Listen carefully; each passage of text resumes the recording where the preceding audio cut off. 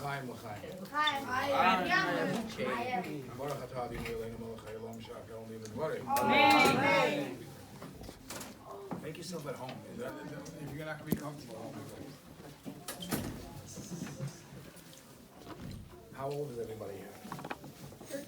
12, 13, 14. Yes, around 13, 12, 21. Even amongst 13. 12, 13, and 14.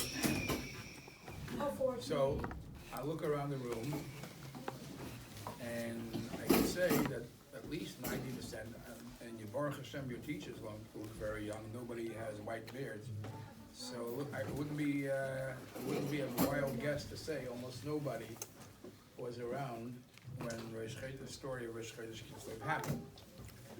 So, what I'm going to try to help you is. Was I around? No. What I'm going to try to help you do is, you know that we have Yom Tovim. And every Yom Tov we celebrate Chanukah with latkes and menorah and Pesach with matzah. But between me and you don't feel necessarily that you were in Mitzrayim and you left Paray. Even though the famous pasuk, the Rebbe said it's part of Yubei's Psukim, but it takes work for you to feel that you were in Mitzrayim. It takes a lot of work, it takes a lot of chassidus. Is there maybe a possibility, or I could share with you a reason why the Yom Tov of Rosh Chodesh Kislev is somehow more relative to you as a person, that you should live with Rosh Chodesh Kislev? So the first thing you have to know is Shlomo HaMelech says,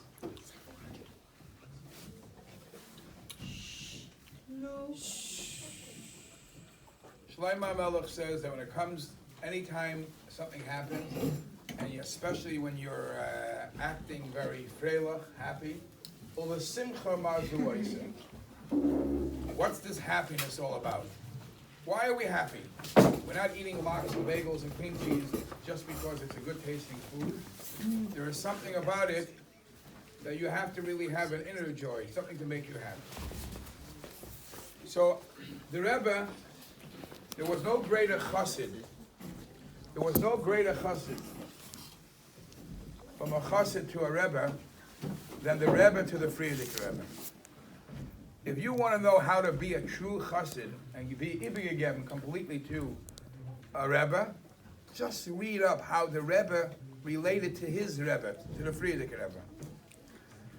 So how we are looking to celebrate Rosh Chodesh Kislev, the Rebbe taught us how to celebrate that by showing how to celebrate Yud Beis Tammuz.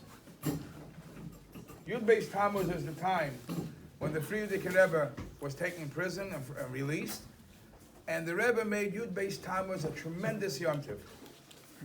And the Rebbe quotes, in one of the letters, the Rebbe quotes a halacha. The halacha is mentioned, it's brought in the, if you have the Seder Birchas Hanenim in the back of the Siddur, you can find that halacha. If a miracle ever happened to a person, he went Rahman al-Islan on a journey and a car accident, a massive car accident, Rahman al-Islan, and he was saved. So every time he goes through that place, he has to make a bracha. Every time he passes that place again, he has to make a bracha. Baruch she'asali nes b'makom hazeh. Thank God for making this miracle and saving me here. Every time, every 30 days, you have to make the bracha. So if every time you pass that place, every 30 days you make the bracha. Also, if you go there twice, let's say in a week span, you don't need to make it again. Right. But you make. You get saved over there. You got saved in the hospital. Then you don't make the bracha. You make the bracha.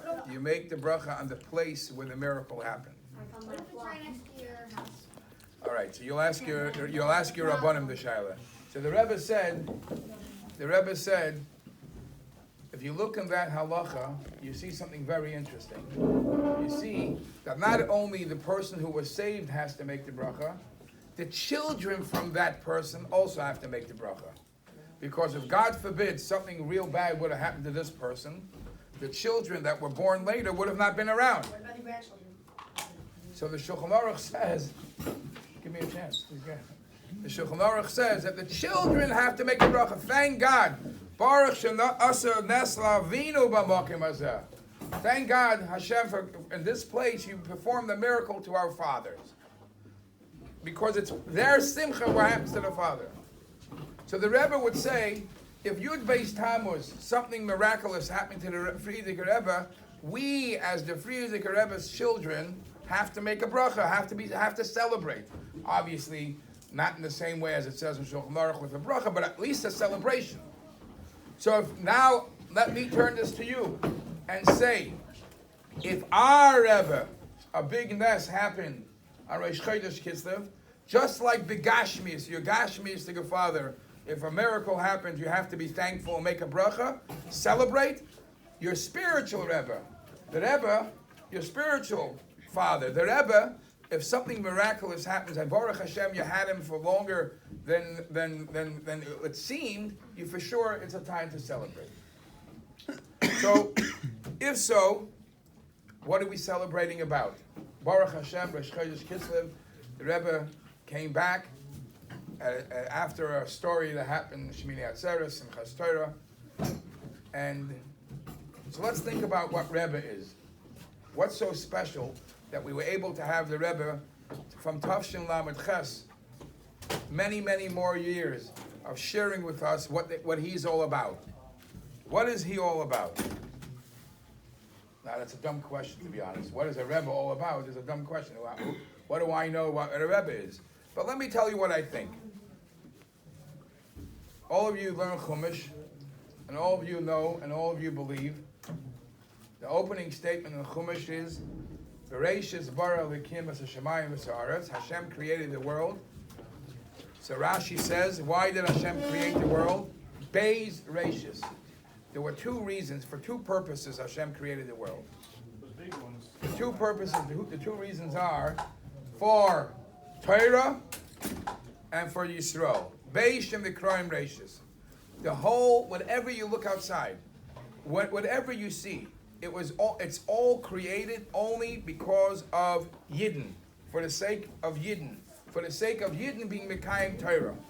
There is a medrash that says that all these golden, precious, and silver, and diamonds, and stones, and precious stuff that there is, Lo nivru kesef hazav ela lebeis hamikdash.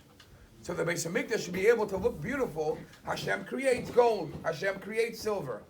Everything in Olam Haza is for Kedusha.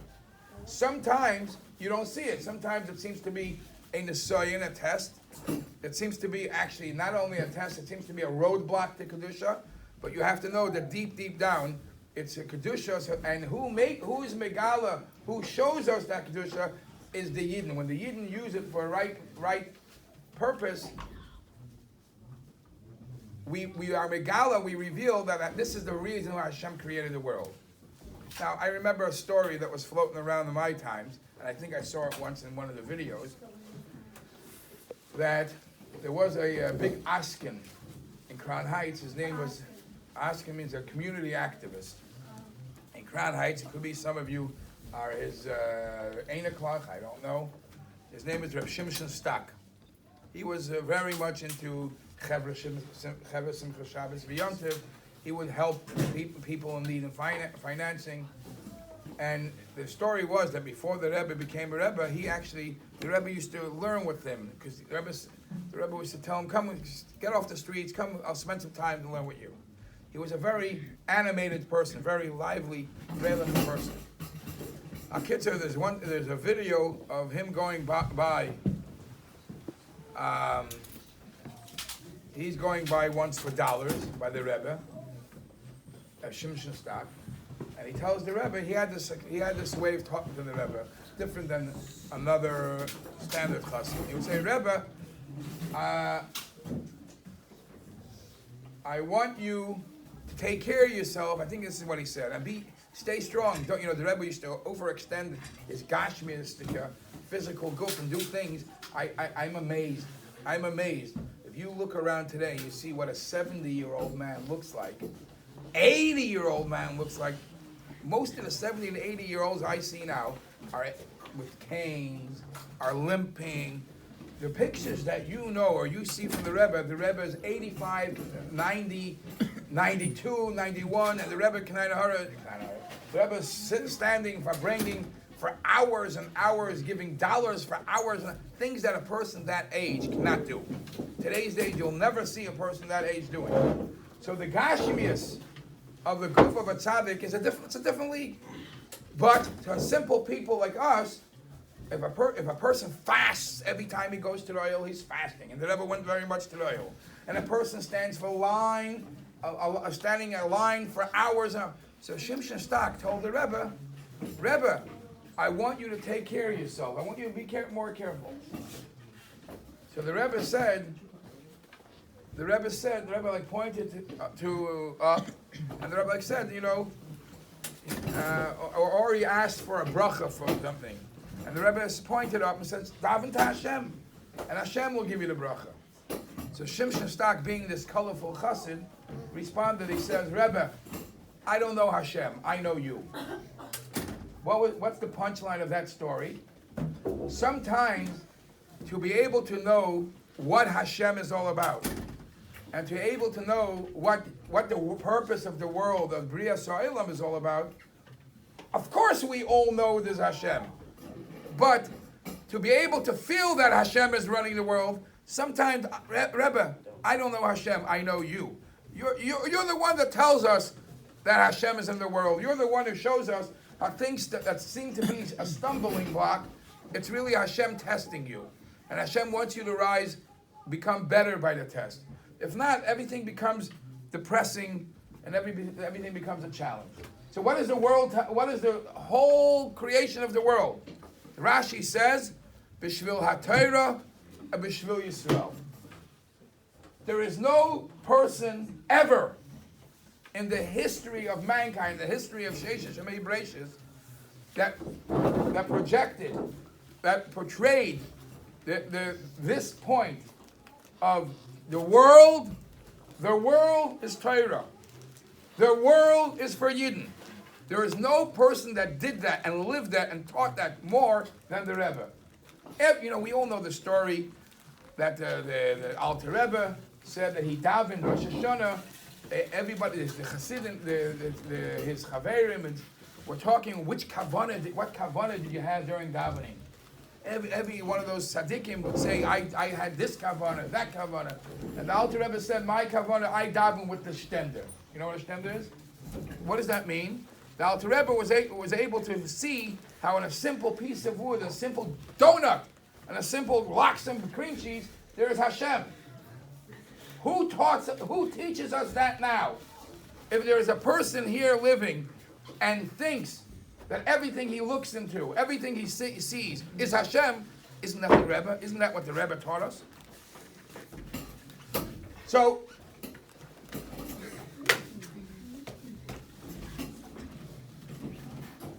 why do we have to celebrate? I have an uncle. My uncle is Rabbi Yosef Rosenfeld. I'm sure Rabbi Ben Zion knows him very well. From Israel? No, from Empire Boulevard. He's the administrator from All A Torah. So Rabbi Rosenfeld was davening. Now he's not so mobile anymore, but he was davening in a shul. And what happens to be, it was Tes Adar. Tes Adar, he was davening in a shul. And the Chazan finishes Shemoneh Esrei. And my uncle gets up and gives a clap on the table and says, no tachnun. No tachnun. Why no tachnun? She says, because Tes Adar is when the Friedrich Rebbe came to America. So what does it have to do with tachnun? So the Friedrich Rebbe came to America, you don't say tachnun? She says, let me tell you. I am an American boy.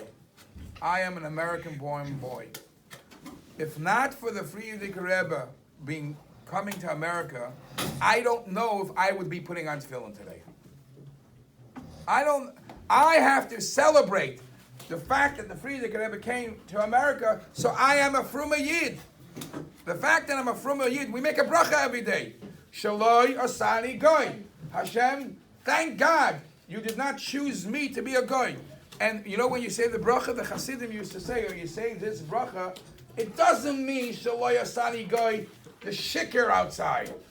Shaloi asani goy, even President Trump, thank God I'm not. And he's the president. And you have to give up, the Torah says that you have to honor authority. But a Yid is way above all that. Shaloi asani goy. So my uncle would say, the fact that I am putting on tefillin every day, that's because the Frierdiker Rebbe came to America. The fact that you could be sitting here on Rutland Avenue. When I grew up in Crown Heights, Rutland Avenue was Beirut. It was way out. You know what that means? That means it's the Rebbe. It is the Rebbe. What the Rebbe taught us is what's making Yiddishkeit grow. It's what's making Yiddishkeit, what's making you feel that you're alive and well, and you have to celebrate. And that's why we hear Rosh Chodesh Kislev. Baruch Hashem, the Eibishter gave us the opportunity to get some more years and years more of that chayus. There is a story that in the earlier years,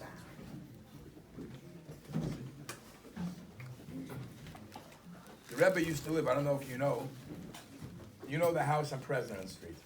But before that, he used to live on New York Avenue.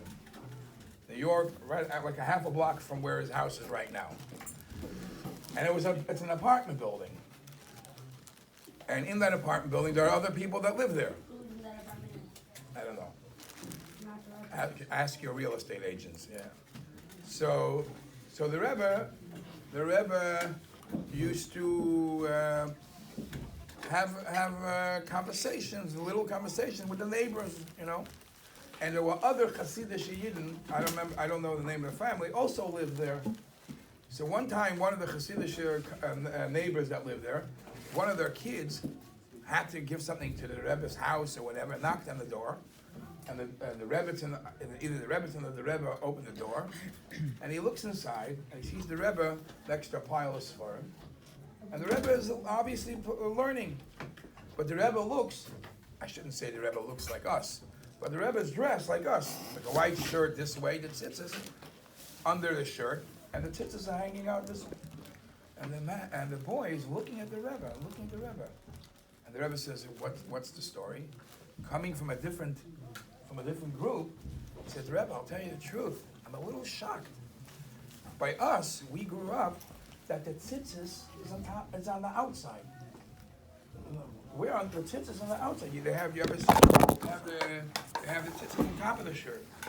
A Rebbe should have the tzitzis tucked in. Have the tzitzis not tucked in. The bag is tucked in.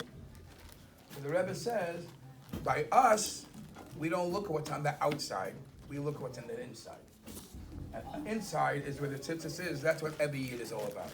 Tell me, isn't that what the Rebbe tells? I remember Rabbi Ben Zion from Australia. This is going back 30 years ago. 30 years ago. Okay? How's your father, Baruch Hashem? Huh? Baruch Hashem. I remember Rabbi Ben Zion's father coming to learn in yeshiva with Rabbi Leshus. He still lives in Australia, your father? You know what I mean? Australia? According to some poskim, they didn't know if you could use an esrog from Australia because it's down under. It's not derech kedila, it's upside down. What are Yidden doing in Australia? What are Yidden doing? The Rebbe sent Rabbi Feldman, Rabbi Leshus, and that's where Rabbi Ben Zion's father used to go learn. And that's where Rabbi Ben Zion is here. You think? You realize? You realize the Rebbe is sitting, you think the Rebbe is sitting in Brooklyn.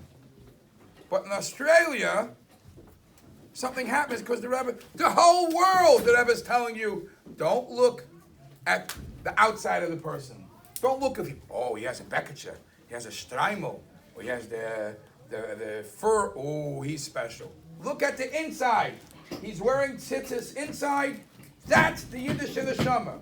And the Rebbe didn't only do it here in Crown Heights, which is, boom, bursting. The Rebbe did it in Australia. The Rebbe did it all over the world. So B'Shvil Yisrael, The Rebbe teaches us how the world was created for Yidden anywhere in the world, and the world was created for Torah anywhere in the world. The existence of the world, when you learn, the more and more you learn of the Rebbe's Torah. And this is another crazy phenomenon that you see about the Rebbe. I always say that if somebody chooses any topic, and says, I want to master this topic, does the Rebbe speak about it? If you go to a chassid, a true chassid, he'll slap you in the face for that question. Oh, and today you can't do that anymore. Does the Rebbe speak about it? Go onto the shelf, and you could make a book on every topic in the world, Yiddishkeit or any. If you decide now you want to become a master chess player, could I write a book? Does it what the Rebbe says about chess? Yes. Could I write a book what the Rebbe says about Parnasa? Yes. Could I write a book about the Rebbe says about Shalom Bayis? Yes. Is that normal? Is that normal? That's how the Rebbe's teaching has taken over the whole world and every part of the world. B'shvil HaTorah u'b'shvil Yisrael. I want to conclude with a letter I read a couple of weeks ago. Since I've read that letter, I've repeated it maybe 100 times to little kids, to big kids, on the Shluchim bus to the. Now we went to the convention.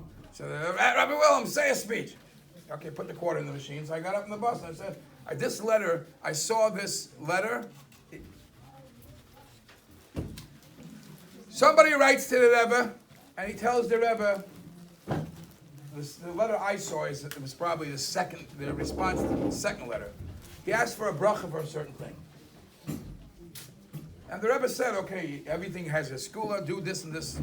Do chitas, do Rambam, check your mezuzah, check your tefillin, whatever it is. That part I didn't see.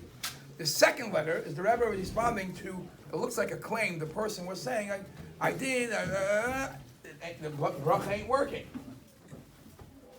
So the Rebbe says, the Rebbe sensed that he wasn't doing exactly what he instructed him. So the Rebbe says, Ukepiskam admor ma'arash hayadua. And to answer you, I will answer you by the famous phrase of the Rebbe Marash. When I saw that, I was thinking, what is he going? No, it's Yadua. Wait, it seems to be that the same type of thing happened to the Rebbe Marash. Somebody came to the Rebbe Marash, wanted a bracha. The Rebbe Marash told him to learn things, do tzedakah, do mitzvahs, whatever.